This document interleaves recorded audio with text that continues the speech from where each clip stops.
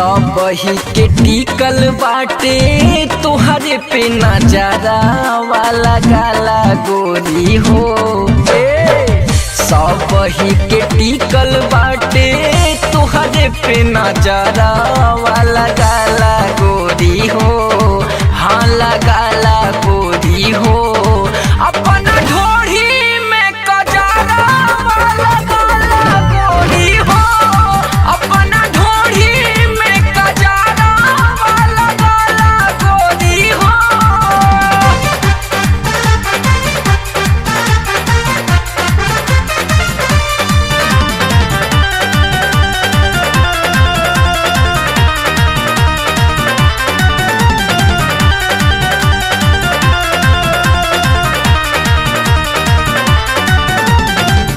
सबके हुता के तोहके जानी करा चोना हो।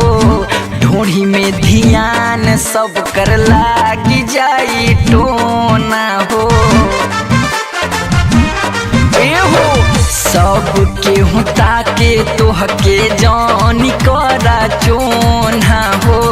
ढोढ़ी में ध्यान सब कर लागी जाई टोना हो। झाड़ फूक होई कैसे सोखा ना पजरा वाला गाला गोरी हो। झाड़ फूक होई कैसे सोखा ना पजरा वाला गाला गोरी हो। हाँ लगाला गोरी हो अपना ढोढ़ी में कजरा वाला गाला गोरी हो। अपना ढोढ़ी में कजरा वाला गाला गोरी हो।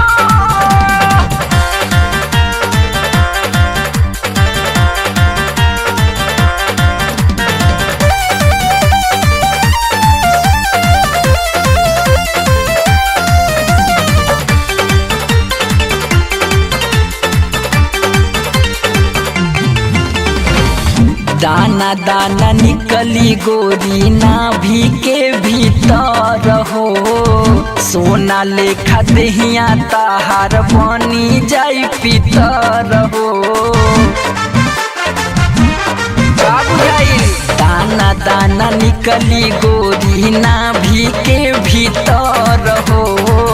सोना लेखा देहिया ताहार बनी जाई पीतर हो।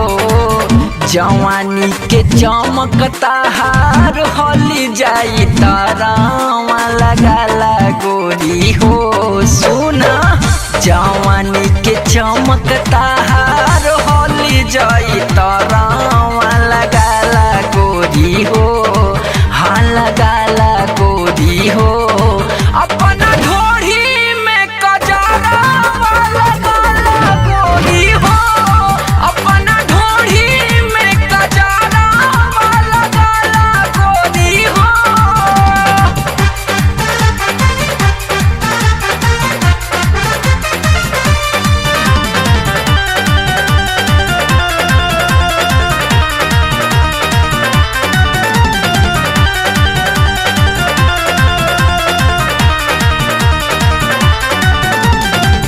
बात माना नवीन गोविंद अमित आर्यन के।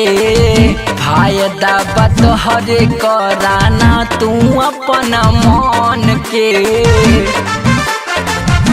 का बुझाइलो बात माना नवीन गोविंद अमित आर्यन के। फायदा बात हरे कराना तू अपना मन के।